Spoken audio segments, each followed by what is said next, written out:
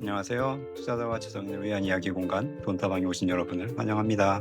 오늘 이야기 나눠볼 아파트는 경기도 부천에서 분양하는 아파트입니다. 두산 위브더 제니스 부천이라는 아파트를 한번 가져와 봤습니다. 며칠 전에 상동역 롯데캐슬 시그니처를 다뤄봤는데요. 같은 부천입니다. 같은 부천이고 청약도 일주일 간격으로 진행이 되기 때문에 좀 비교해서 보시면 좋을 것 같다는 생각이 듭니다. 자, 아파트의 분양가, 안전마진 입지, 평면 상품성 이런 것들을 종합적으로 비교해 보도록 하겠습니다. 자, 그럼 시작합니다. 아파트의 기본적인 정보부터 먼저 살펴보겠습니다. 자, 두산 위브더 제니스 부천이고요. 소사하고 소사 본동에서 분양하는 아파트입니다. 소사역 근처라고 보시면 되겠습니다. 1호선 서해선 소사역 근처이고요. 건물 사이즈를 보시면 알겠지만 49층, 굉장히 높죠. 주상복합입니다. 용적률 굉장히 높고요.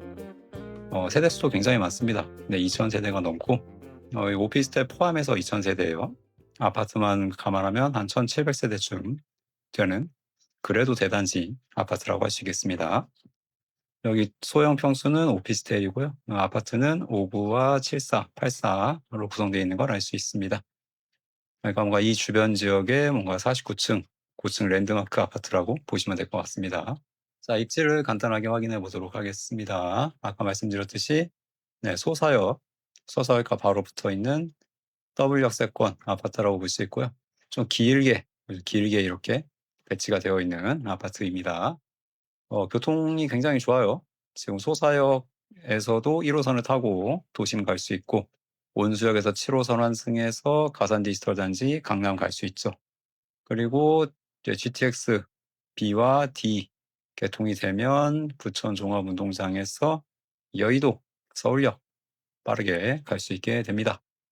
그렇기 때문에 교통 호재가 있는 교통면에 있어서 훌륭한 곳이고 생활 편의 시설로도 아주 좋습니다. 바로 옆에 있는 부천역 앞에 큰 상권 있죠. 상권 이용할 수 있고 이마트 부천점 가깝고 그다음에 롯데백화점, 현대백화점, 중동 신도시도 가까워요. 멀지 않습니다. 차로 가면 가까운 편이고 스타필드 시티 부천도 멀지 않고 차로 이용하면 그렇게 멀지 않은 곳에 생활 편의 시설이 많습니다.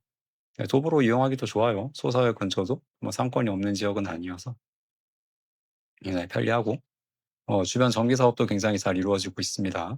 그렇기 때문에 앞으로 향후 그런 주거 환경 개선도 기대가 된다라고 말할 수 있을 것 같네요. 자, 이어서 보겠습니다. 자, 초등학교까지 거리를 한번 볼게요. 자, 초등학교는 가까운 곳, 아파트 단지에서 가까운 곳을 기준으로 한 도보 6분 정도가 걸립니다. 그렇게 멀지는 않죠. 완전 가깝다고 할 수는 없지만 이 정도면 나쁘지 않은 것 같아요. 대신에 중학교는 좀 멉니다. 여기가 아파트라고 하면 가장 가까운 중학교는 한 600m 정도 떨어져 있는데 문제는 여기가 철길을 건너가야 된다는 거죠. 철길을 건너가야 돼서 좀 불편하고 그 외의 중학교들은 대부분 직선거리로 1km 이상 떨어져 있다는 걸 알 수가 있습니다. 구도심이기 때문에 조금 공원이나 녹지 같은 게 좀 부족할 수 있어요. 그 뒤편에 있는 요 산을 끼고 있는 공원을 제외하면 사실상 녹지는 거의 없다고 봐야 되고요. 요 앞에 소사역 주변, 요 주변이 중국인, 조선족 밀집 지역이거든요. 그래서 요런 거 조금 우려하시는 분들이 많이 계시고 1호선 바로 옆에 있다 보니까 좀 철도 소음, 분진 이런 것들 날 수 있습니다. 그리고 아무래도 부천 구도심이다 보니까 학군이나 학원 이런 것들은 좀 기대하기 어렵겠죠. 이런 것들은 조금 다소 아쉽다라는 평가가 있습니다. 이런 것들은 두산 리브더 제니스 부천만의 특징은 아니고요. 요 주변에 있는 이편한 세상이라든가 힐스테이트 소사역, 롯데캐슬 모두 다 공유하는 그런 특징이기 때문에 이 지역적인 특색이라고 보시면 될 것 같아요. 자, 분양 세대수를 조금 더 자세하게 살펴보도록 하겠습니다. 2008세대고 그중에 1158세대가 이번에 분양을 하고요. 아까 말씀드린 대로 59, 74, 84 밸런스가 좋습니다. 59, 74, 84 거의 균등하게 나온 걸 알 수가 있어요. 오피스텔은 이번에 분양하지 않고 따로 분양을 할 것 같습니다. 굉장히 사람들이 선호하는 물량 중심으로 밸런스 있게 나왔다. 자, 아파트의 세부 스펙 좀 살펴보도록 하겠습니다. 자, 주차 공간은 1.37대, 요즘 아파트 치고는 그냥 보통 한 1.4대 정도를 요즘 평균으로 보죠. 네, 보통 정도 수준이고. 입주가 굉장히 늦죠. 2032년. 상동역 롯데캐슬도 2032년입니다. 확실히 좀 49층 건물을 올리려면 네, 시간과 자본이 많이 필요한 것 같아요. 유리난간, 세대 창고 적용이 됩니다. 네, 지하 주차장 높이 여기는 4층, 네, 4층이 기준층이어서 4층으로 택배차가 들어온다고 합니다. 천장 높이는 2.3m예요. 네, 상동역 롯데캐슬 같은 경우는 이게 거의 3m부터 시작이었죠. 네, 여기 층고는 좀 낮다. 사실 주복치고는 좀 아쉽습니다. 주상복합이라면 조금 더 높여도 될 것 같았는데 아쉽고요. 방음 성능은 뭐 아주 훌륭해요. 네, 방음 성능. 이렇게 훌륭한 아파트는 거의 처음이에요. 네, 중량 충격은 빼고 다 4개를 잡았죠. 아주 훌륭한 것 같고요. 자, 그래서 방음 성능은 매우 우수하고 대신 층고는 좀 아쉬운 면이 있다. 전체적으로 스펙은 괜찮은 편이라고 봅니다. 자, 커뮤니티인데 커뮤니티는 사실 좀 아쉬워요. 예, 2000세대 아파트 치고는 조금 너무 기본적인 것만 있는 것 같아요. 네, 뭐 카페, 독서실, 도서관, 헬스장, 골프장 이런 거 사실 다 기본적인 거잖아요. 500세대 아파트에서도 있는 그런 시설들인데 응당이 있어야 될 것 같은 뭐 사우나나 뭐 수영장, 예, 뭐 이런 막 공유 오피스, 예, 뭐 이런 것들이 좀 안 보여서 커뮤니티는 좀 아쉽다라고 평가를 하고 싶습니다. 자, 평면도를 한번 보도록 하겠습니다. 자, 평면도를 보시면 자, 5구부터 한번 살펴볼게요. 자, 5구 A는 요 연한 하늘색, 네, 얘네가 5구 A고 그다음에 5구 B는 여기 좀 진한 파란색, 얘네들이 5구 B입니다. 이런 식으로 배치가 되어 있고요. 5구 A가 딱 봐도 구조가 좋죠. 네, 포베이가 딱 나오잖아요. 대신 얘는 포베이인데 여기 막혀 있어요. 그러니까 통풍이 되는 포베이는 아닙니다. 그러니까 무늬만 포베이라고 보시면 되고 5구 B 같은 경우는 그냥 3베이인데 얘도 네, 마통풍은 조금 힘든 그런 3B라고 보시면 되겠습니다. 주방 식당이 집 가운데 있는 구조예요. 조금 독특하죠. 네, 그래서 말씀드렸고 5구 B 같은 경우는 제가 살아보진 않았지만 조금 답답하지 않을까 하는 생각이 좀 들기도 하는 구조입니다. 그리고 주향은 두 라인 다 잘 남동, 남서쪽으로 잘 음, 나온 걸 알 수가 있어요. 자, 다음 74A, 74B인데요. 네, 74A 타입은 105동, 106동에만 있습니다. 요 두 동이 역과 가장 가깝거든요. 네, 요쪽이 소사역이라서. 그래서 역과 가장 가까운 뭔가 그런 동의 위치다라는 걸 알 수가 있고 74A는 좀 꺾여 있어요. 네, 74A는 이렇게 좀 꺾여 있는 구조라서 침실 2 같은 경우는 공간을 활용하기가 좀 애매하지 않을까라는 생각이 좀 듭니다.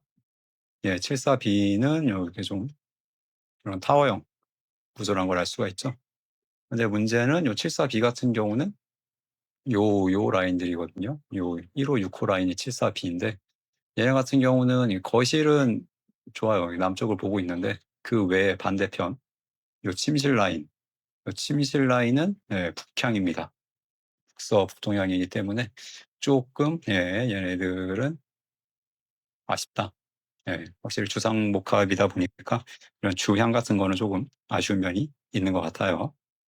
자, 마지막 84 타입입니다. 자, 84 타입 같은 경우는 요 앞에 요 3, 4호 라인들 여기가 84A 타입이고요. 요 뒤에 1호, 6호 라인 얘네들이 요 B 타입이라고 보시면 되는데 84A는 74A와 똑같게 꺾여 있습니다. 네, 꺾여 있어서 확실히 침실 2가 좀 공간 활용이 좀 애매할 것 같다는 생각이 들고요. 똑같아요. 74 타입이랑 84 타입은 똑같습니다. 네, 84B는 알파룸이 추가로 있긴 한데 얘도 마찬가지로 74B처럼 요 침실 2, 침실 3 라인은 네, 북향입니다. 그렇기 때문에 다소 아쉬움이 있는 평면 배치다.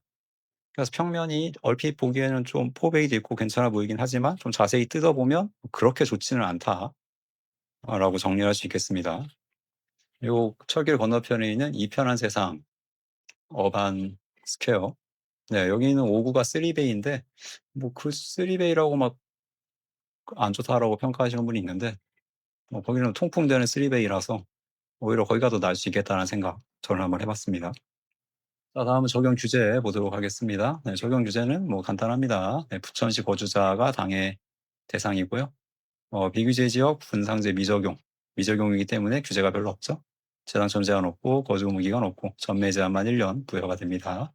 자, 청약 일정은 이제 당장 이번 주죠. 네, 당장 이번 주 수요일부터 특별 공급이 진행이 됩니다.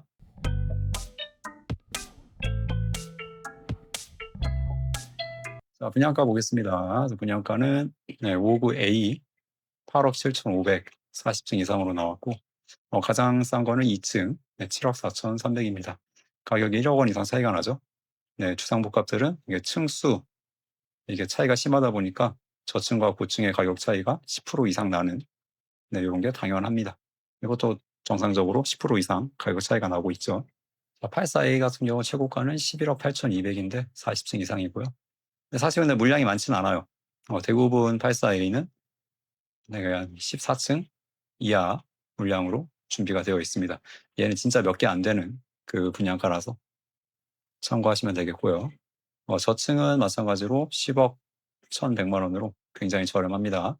얘도 마찬가지로 10% 이상 차이가 난다고 보시면 됩니다. 자, 발코니 확장 공짜가 아닙니다. 시스템 에어컨도 공짜가 아니고요. 59A 타입 같은 경우는 합쳐서 한 3천만 원 가까이 되고, 84A 타입 같은 경우 합치면 한 3,500만 원이 넘어요. 그래서 토탈로 매기면 59A는 9억, 84A는 최고가 기준 12억이 넘어가는 분양가다. 이렇게 보셔야 됩니다. 자, 분양가가 적당한지 비교를 한번 해보도록 하겠습니다. 자, 당연히 제일 먼저 비교해야 될 아파트는 철길 경인로 건너편에 있는 이편한 세상 부천 어반스퀘어겠죠. 사실상 거의 동일 입지라고 봐야 되는데, 입지로만 따지면 그래도 부천 중동이 조금 더 가까운 이 이편한 세상 부천 어반스퀘어가 조금 더 낫지 않나라는 생각을 한번 해봅니다.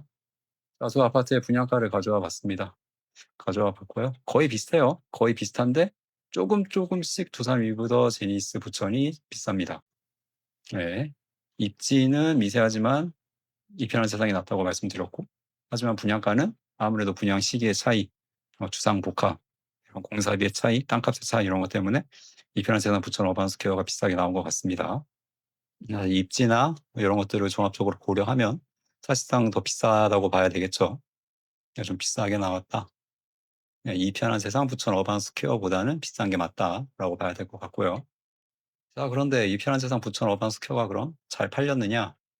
자, 이 아파트가 897세대를 분양을 했는데 무순위로 나온 게 485세대가 무순위로 나왔어요. 그러니까 절반 넘는 물량이 다시 나온 거죠. 부천에서 9평 11억 원에 나왔는데 결국은 고분양가의 벽을 넘지 못했다고 시장에선 평가를 합니다. 지금은 그래도 좀 많이 팔렸다고 하더라고요. 지금은 뭐 200세대 이하로 남았다고 하는데, 앞으로 조금씩 미분양 소진의 속도가 빨라지겠죠. 계속 부동산 지금 상승 흐름이 이어지고 있으니까요. 두산 위브더 제니스 부천은 조금 더 비쌉니다. 12억 원이기 때문에 이번 분양은 역시나 미분양 가능성, 무순위로 넘어갈 가능성이 매우 높아 보인다라고 평가할 수 있을 것 같습니다.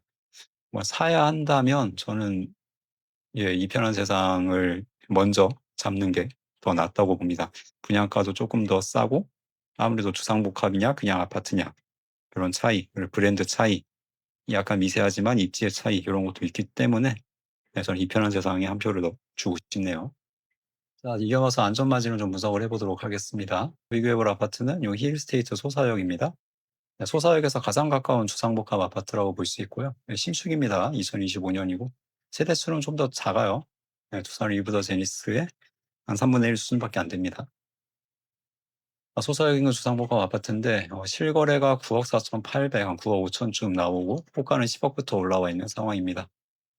자, 두 아파트의 연식 차이는 7년입니다. 7년 차인데 어쨌거나 7년 더 신축이니까 세대수도 많고 당연히 비싼 게 맞죠. 9억 5천보단 비싸야 되는데, 자, 문제는 요거죠. 자, 연식 차이 고작 7년인데 가격은 28%, 백분위로 따지면 28%나 더 비싸거든요. 호가 기준 10억으로만 봐도 21%나 더 비쌉니다. 연식 차이를 고려하면 좀 과도한 차이가 아닌가라는 예상, 좀 생각이 들어요. 참고로 상동역 롯데캐슬 시그니처는 인근에 있는 중동 센트럴 파크 프루지오, 이 아파트보다 한 18%밖에 더 비싸지 않았습니다. 얘는 14억이고 얘는 16억 4천이었어요. 2억 4천 차이 나는데, 얘도 보면은 얘는 차이가 오히려 더 많이 나죠. 얘랑 한 2억 5천 차이가 나기 때문에 훨씬 더 비쌉니다, 상대적으로. 그렇기 때문에 두산 이브더 제니스 부천의 경우는 좀 안전 마진이 좀 부족하지 않나. 예. 미래에 마진까지 좀 땡겨온 게 아닌가. 좀 과하게 땡기지 않았나 생각이 들고요. 자, 그럼 두산 이브더 제니스 부천 청약을 하려면 어느 정도의 자금이 필요하냐? 요거 한번 보도록 하겠습니다. 자, 계약금이 5%입니다. 자, 상동역 롯데캐슬 시그니처와 똑같아요. 시행사에서 어느 정도는 좀 고분양가를 인정했다라고 봐야 될 것 같고요. 다행히도 비규제 지역이기 때문에 중도금 대출은 60%가 가능합니다. 네, 많이 땡길 수 있어요. 많이 땡길 수 있고, 이자 후불자 적용이 되고, 여기는 분양가도 두 개 다 15억 이하이기 때문에 대출도 LTV에 70%, 최대 70% 적용이 가능해요. 네, 그렇기 때문에 70% 적용한 최대 금액 6억을 풀로 받을 수 있습니다. 상대적으로 5구가 분양가가 낮은데 대출도 6억이 풀로 나오기 때문에 5구의 부담이 굉장히 적습니다. 그냥 3억 8천, 4억 원이 조금 안 되는 금액으로 실거주가 가능하기 때문에 좀 고분양가 논란이 있지만 그래도 5구는 생각보다 잘 팔릴 것 같다는 생각이 듭니다. 8사에 비해서 거의 한 절반 가까운 금액으로 분양권 투자 실거주가 가능하기 때문에 좀 매력이 좀 있을 것 같다는 생각이 듭니다.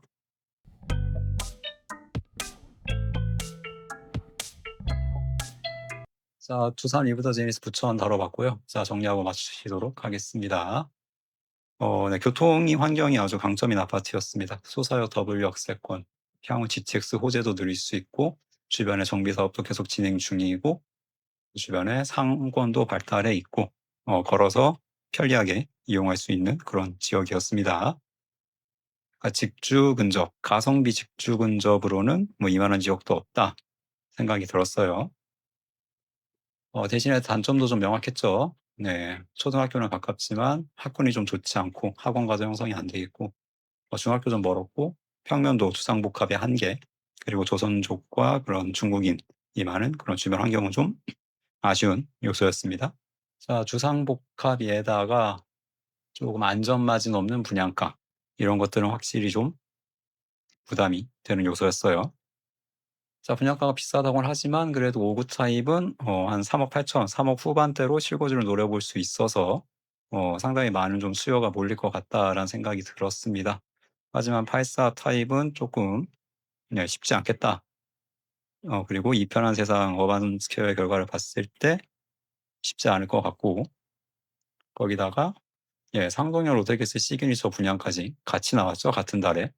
부천에서만 거의 3,000세대 가까운 물량이 한 달에 쏟아지기 때문에 무순위는 거의 확실해 보인다. 굳이 청약 통장을 쓰실 필요는 없을 것 같다라는 말씀을 드리면서 마치도록 하겠습니다. 두산 이브더 제니스 부천 좋은 아파트지만 여기보단 아무리 봐도 어반 스퀘어, 이 편한 세상 어반 스퀘어가 조금 더 나은 것 같습니다. 이쪽도 한번 알아보시는 게 좋을 것 같아요. 네, 오늘의 돈다방 여기까지였습니다. 시청해주신 여러분 감사합니다.